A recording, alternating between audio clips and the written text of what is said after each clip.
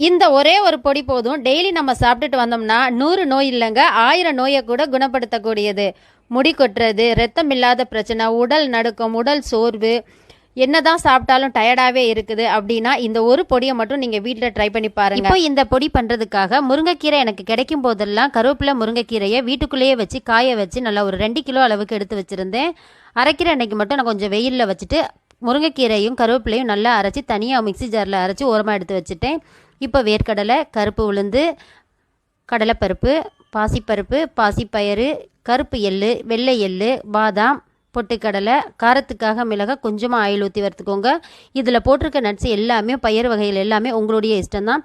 இதையும் சேர்த்து நல்லா அரைச்சிட்டு வந்துடுங்க. அரைச்சதுக்கப்புறம் அரைச்சி வச்சுருக்க முருங்கைக்கீரை பொடி, உப்பு, அது கூடவே கொஞ்சமாக பெருங்காயத்தூள் சேர்த்து இது நல்லா கலந்து விட்டுட்டு ஜாரில் போட்டு மூடி வச்சுருங்க. இப்போ தோசை இட்லி கூட சேர்த்துட்டு கொஞ்சமாக நெய் சேர்த்து சாப்பிட்டு